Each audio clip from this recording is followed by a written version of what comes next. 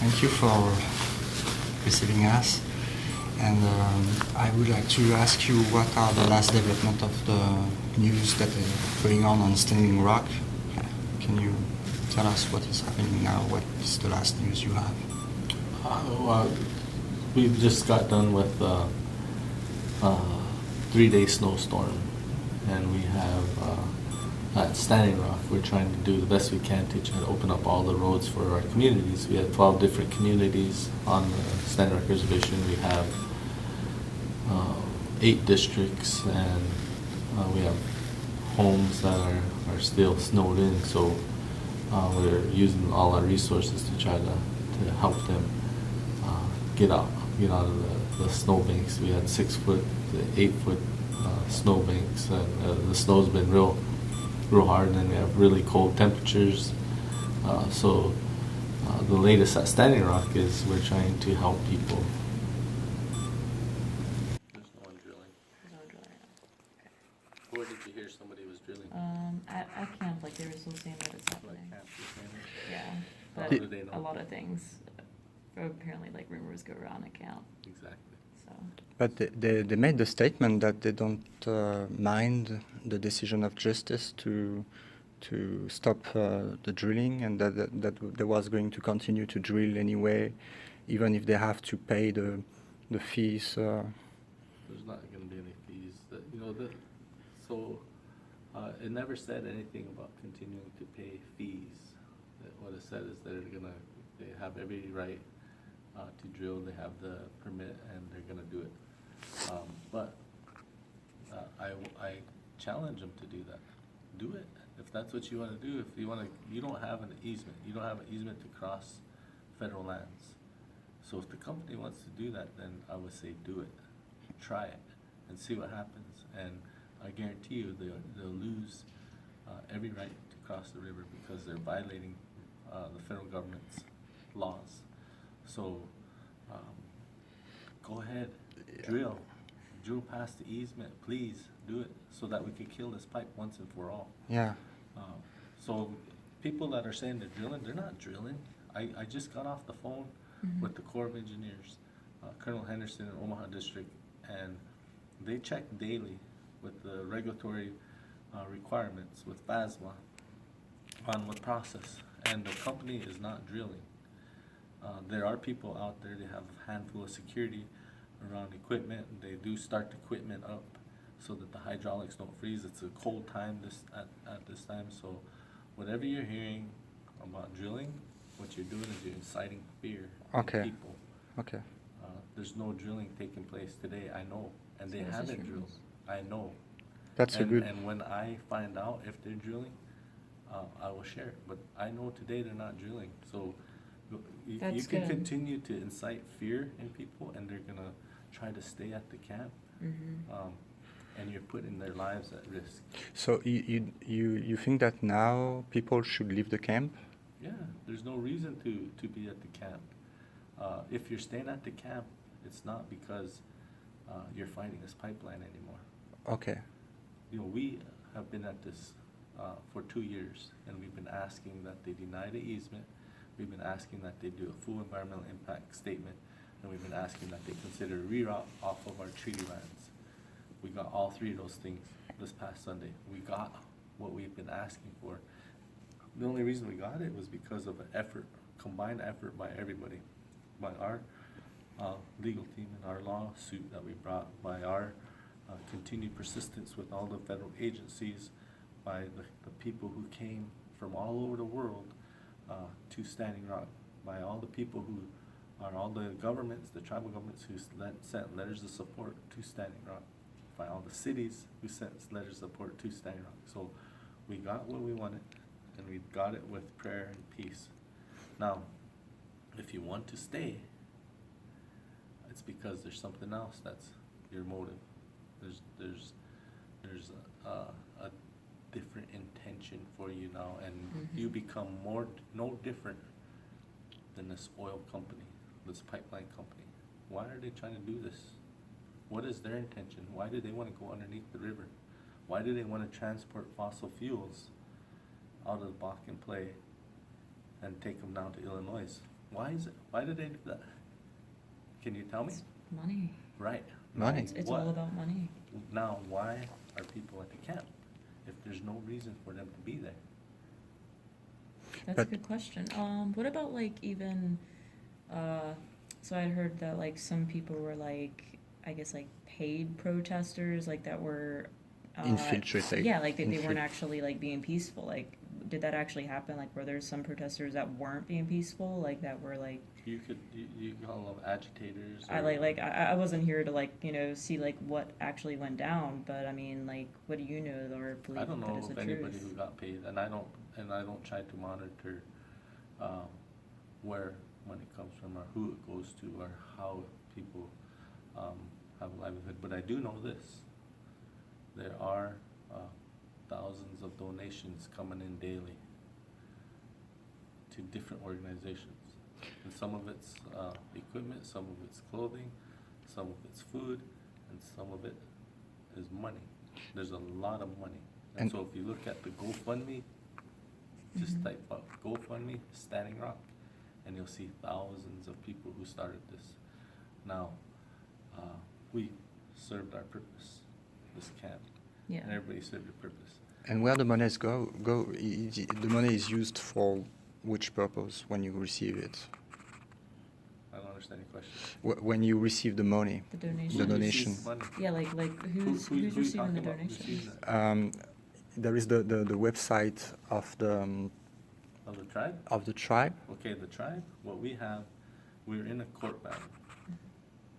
We have a legal battle, so our tribal council made a decision to take the money that gets donated to the tribe be used for legal services. It's an expensive fight. I'm about to sneeze.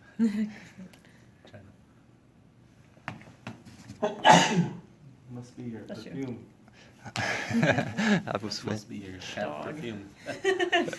So our tribal council passed action to use any donations that came to the tribe. Mhm. The Standing Rock Sioux tribe never solicited money. Other tribes, other organizations, and people said, we would like to give money to the tribe. We never asked for money. But the money that came in, early on, we said we're gonna use it all for legal. And then there was added costs for the camp. We were paying for porta potties, over 100 porta potties, $60,000 a month. We're paying for roll-off dumpsters to manage the waste. We're paying for any accommodations that were Yeah. necessary for 10,000 people. So, How many people are there now? I don't know. You guys came from there. You might have a better idea than We me. I heard just about came from my 2,000. house. So Yeah. there's maybe 2,000 people out there, from your estimate. No, what I heard there. Yeah, we're just Yeah. awful So I don't know. people. I haven't been out there. I've been dealing with the storm, and I've been trying to take care of the people in Standing Rock because they have homes, they have children, they have families, they have no means to get anywhere because their roads are plugged up with snow. So you were at the camp. You probably have a better idea than I do because I've been trying to help the Standing Rock Sioux tribe and its members. But do you agree that the camp can still be useful in the future if No, there is Not right now. Not Not at right this moment. now, but in the future? In the future, if the Trump administration takes a run at this, we may need the camp. But right now, by people being out there and the temperatures below zero, It's costing you 9 guys. degrees below without wind, 9 degrees below zero without wind, and once that wind picks up, it could drop to 24 below, 30 below. You're out in the camp threatening your life, and not just your life, you're threatening other people's lives. You're out There there are helping. reporters Yeah. come in to try to interview you, they're getting stuck in the road. We have to send our rescue service people out to help people, and then put those our rescue personnel lives in danger. So it's not just your life that you're putting out there and risking. It's Yeah. everybody that's gonna have to come to you. But I thought that we was supposed to come to cover the what is going on here in Standing Rock because the only information we have in Europe is that everything is over, everything is finished, and it's like a victory. But It's what? not, it's not over, it's not finished by far, and I'm not saying that it is. What I'm saying is, if you know that something isn't gonna happen, and you don't have to put people's lives at risk, then you should make the right decision. Mm-hmm. And if you know that nothing will happen, and you're trying to put your own life at risk for no reason, unless there's something else that's driving you.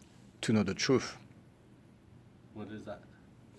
to be on, to know what is happening, because What is driving people to stay there? That's what I'm asking you guys. Yeah, like that's kind of like what I was wondering. It's like, well, from my knowledge, because we just came out here and everything, but you know, Especially as cold as it it is. was saying that it's over, it's done. The pipe, It's not over. Well, It's not well, the done. media is just saying like that they stopped drilling. So now, why are these people out here? And to be honest, like those guys were just like the small dogs. So like, why were they out here like I understand like why they were out here to begin with, like to kind of make a statement. But I also think like what you need to go after is the bank and like Sunoco, like over in Dallas, Texas. Like that's really where the protests should have taken place. So right now, there's no reason to fight this pipeline in this location. Yeah. Yeah. Especially with the extreme weather and extreme danger. If you want to kill a snake, you take the blood out of it. Where's the blood? At the head. It could be the You blade. go to the or head. it could be the well. Well, it's not here. Hmm. The fight's not here. Yeah. The only reason why people want to stay here is because they gain from something. There's some What do you way. think they're gaining? Money. you mean the protester over there? The camps. There's still money flowing in from donations, and they don't want it to end. So we're no different now, today. If there's no reason to be here, we're no different than that pipeline company. That's a good It's point. It's the same concept. It's a monopoly. If there's nothing here, oh, we have the camp here. Mhm. Why? We got what we wanted because of money. And can You're can no you- different than a pipeline company. Yeah, I understand. But first, we need to witness from Yeah, our own eyes. Yeah, and I understand, every reason to be here, we coming at you, but there's, the only truth of the matter is, when there's no reason to be in this, and put people's lives at risk, that's the only thing that I can think of why would anybody do that? Why would anybody put women and children's lives at risk? Why are we at the camp? Okay. And there's other places. There's the pipeline, there's the banks, there's the, and we have to use our energy to make sure that this war is not won. The decision was rendered, we won the battle. Mhm. We have to make sure that that decision stays, regardless. We have to talk to, So- we have to talk to President-elect Trump. So you have confidence We that. have work to do. It's not, I don't have confidence that it's gonna stay. I have confidence that we have time Mhm. to try to make it stay. Okay. And I have a question. I would like to know, with your own words, can you give us your point of view about this battle against this company? And for you, it's not affecting only this area and this tribe. It's something that is more important than the local fight here. It's a worldwide, for me, it's a worldwide importance. But I would like you to explain to the people out of America why they should watch what is going on in Standing Rock. So if you look at the country, the United States of America, and the birth of this country, what gives a nation a birth? What gives you your right as an individual when you're born? It's a What- birth certificate. Exactly, your birth certificate. What gives a nation a birth certificate? A constitution. Constitution. So this nation has a constitution, and under constitutional law, we enter into agreements. And this nation, when it was birthed, entered into agreement with its birth certificate or its constitution with our nation. the first occupants of this nation, the first people that were here. Nobody else was here before us. We're the original occupants. We're the aboriginals of these lands. That's who we are. So when this country was birthed, we have to agree with the first people that are here. So let's enter into a treaty. Under constitutional law, we have a treaty. So in 1851, we have a treaty, and it says, we don't want to have any confrontation with you. Would you stay in this territory? This territory is yours from this day forward. And for us, you can't own land. Yeah. You can't own water. You can't own what they call resources. To us, it's more of a relative. So, okay, if it'll keep people from having these confrontations, don't let them come in this area and we won't bother them. It's a peace treaty. Yeah. Now, when this country or any other country, let's say France, let's just pick France. My last name is Archambault. It's a French last name. Archambault. Archambault. If they entered into a treaty with anyone, would they honor it? Anyone, with any other nation, would they honor it? Most nations probably not, I'm guessing. Every nation honors the treaties. If the United States entered into a treaty with Germany, we honored it. But when you enter into a treaty in our own nation, we act as if they don't exist. In 1868, the 51 treaty lands were reduced because more and more Europeans, more and more non-Indians were coming and encroaching on 51 territories, so they reduced the lands. 1877, the Black Hills in South Dakota was in the heart of our treaty lands, but it had gold. And gold is used for War. national security. It backs your currency, backs your dollar. Before, yes, not anymore.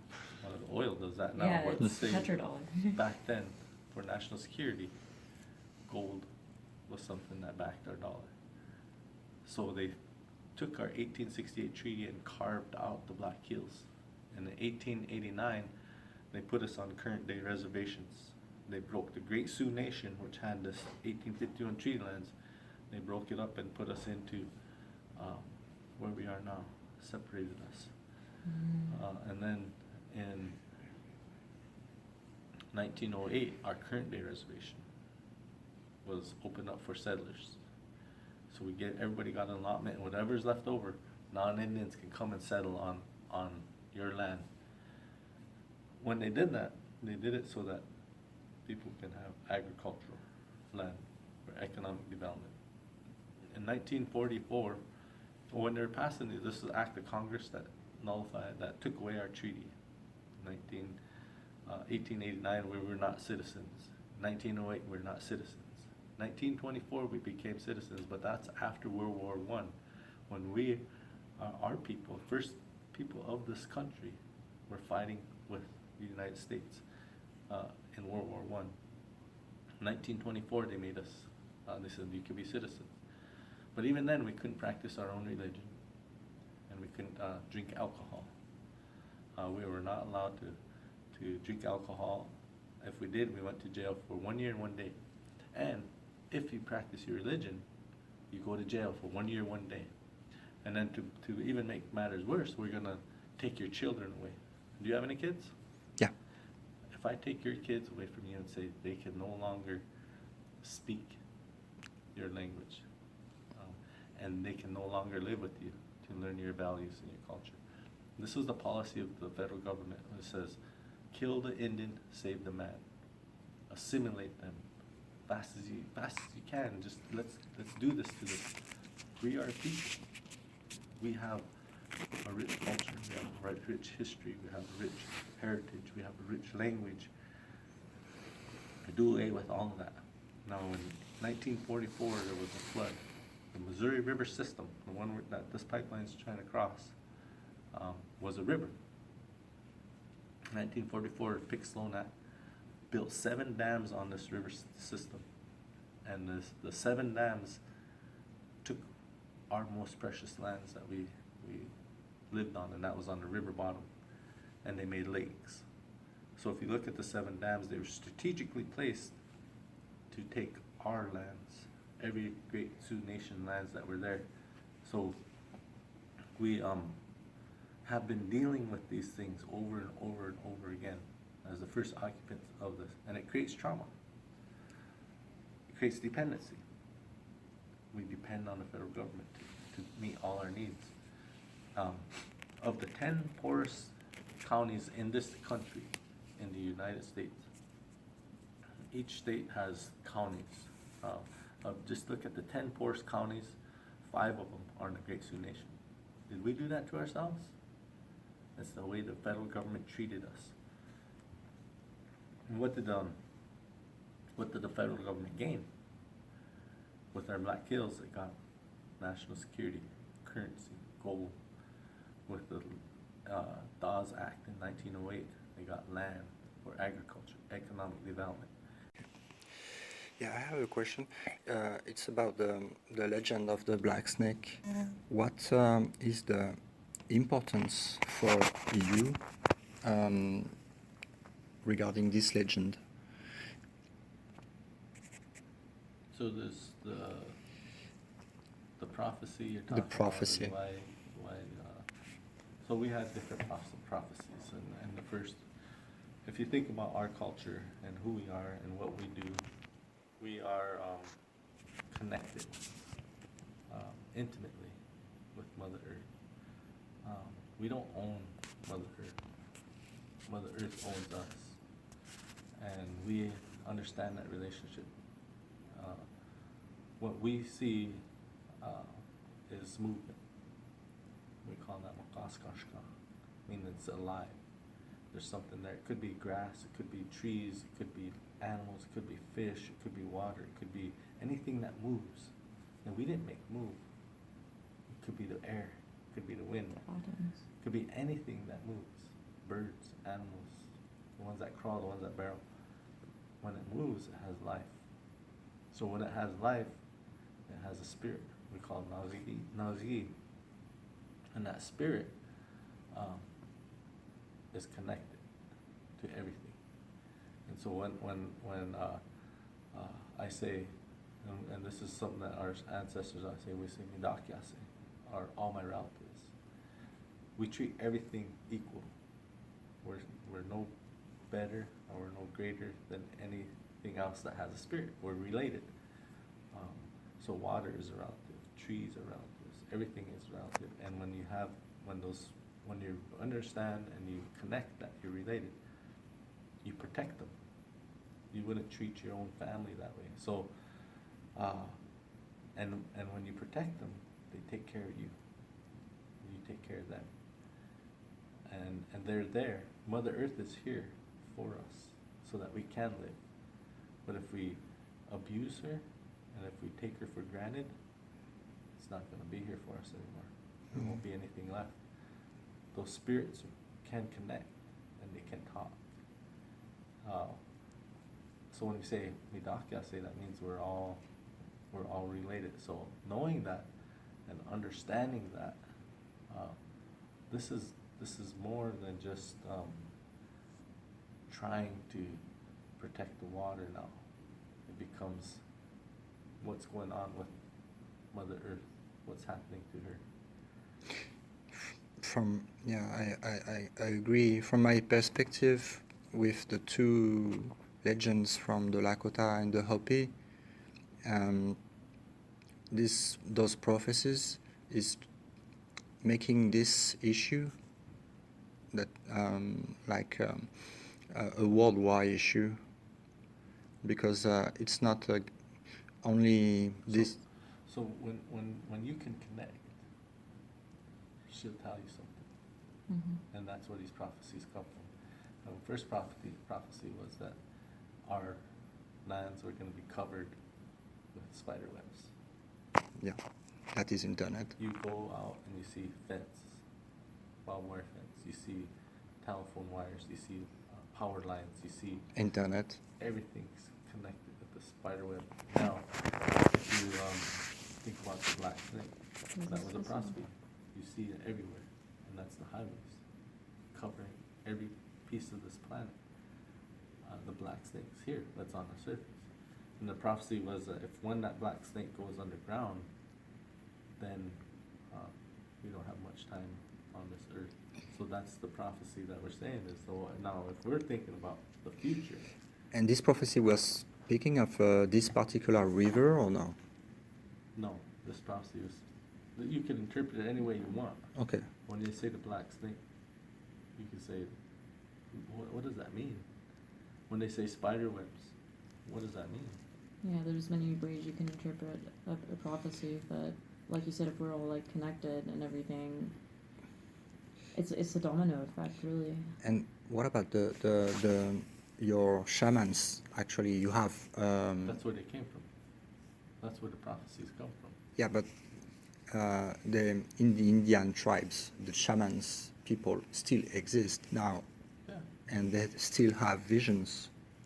Do you know what they see? Yeah. Can you tell us what they see? That's something that you have to ask them. Okay. Shaman. Or spit on your hand, and then I spit on my hand, then I could tell you. No, I'm teasing. It's like. Okay. So now, what this is now is more about worldwide. Yeah. Worldwide, what this is about. We started with just water. Now we're talking about Mother Earth and what's happening to her. We see ice caps melting. We see the rainforests disappearing. We see the ocean levels rising. We see the current changing. We see the temperature of this planet. This is an all-time record. It's not only the planet. It's all the planets of the solar system that are raising up. So we know that there's something happening. Of course. So if we can do something today to keep it from happening, what would that be? We would have to change our behavior. We have to acknowledge that this is not a cycle. This is we're headed someplace where we're not going to leave anything behind. So if our intention in life is to leave something better behind for our kids, then we have to change our behavior. Yeah, and we know it's on not only this. I agree with you, but it's also about the free energy. When we are going to release the free energy, this kind of problem is going to disappear. Right. So that's what I'm saying. You got to change your behavior. How do you behave? How did you get here? Did you drive in? Where did you sleep last night? Yeah. How did you stay warm? Yeah. How is this camera made? Yeah. It's with petroleum. The dye in your clothes are made with petroleum. The boots right there are made with petroleum. Yeah. You know, everything that we consume is, so we have to be mindful of what we consume. We have to be mindful of what we buy, and we have to know that we heat our homes with fossil fuels. So this one pipeline is not going to be the end all. Yeah. You create the demand for pipelines. So this pipeline is one. There's going to be more because you guys are consuming way too much fossil fuels. The United States is the largest consumer of fossil fuels around the world. So if the United States says we want to change our behavior, and it starts with the individual, but then individuals can't do it themselves. Mm-hmm. It has to be a community. Everyone has to buy. And then we start looking at if a community was to power their homes, heat their homes with solar or with wind, then we become less dependent. Now there'll be more and more products that are made not with petroleum, but with an alternative product. But we're driving the demand.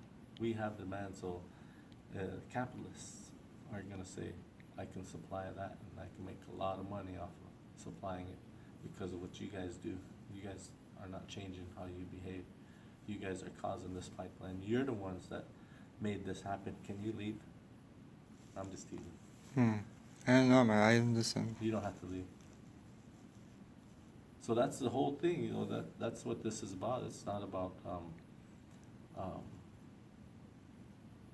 just who we are. It's about if we can protect something, maybe other people will say it's important to protect something else. And maybe that will transcend out, and pretty soon we're all trying to protect Mother Earth. But even when we come here and we fight this this. We call ourselves water protectors. If the water protectors would just go down and walk alongside the river, that would be a true warrior, because then there's so much garbage, and it was created by them. If the water protectors were warriors, they wouldn't drink out of plastic bottles. That plastic bottle is creating the demand for this. They would have a glass bottle or something else. So everything that our water protectors are doing, they have to look at themselves. This is a historic and monumental event that took place, but I think it happened for a reason. It's because we know who we are, we know how we're connected to Mother Earth, and we can send a message to the rest of the world. Watch what you do. Look in the mirror. Did you see how many people are supporting Standing Rock all over the world? Yeah, I think there's something like 200 people around the world total. I have part of my family that is in New Zealand, and they are doing support for Standing Rock, making the Aka dance, warrior dance, and everything. I don't know if you check it out on the internet, but there is many videos from different parts of the world supporting you. That's why Steve's here, because Steve checks all the media for us. He keeps track of all that stuff. I don't watch TV. I don't watch That's good. internet.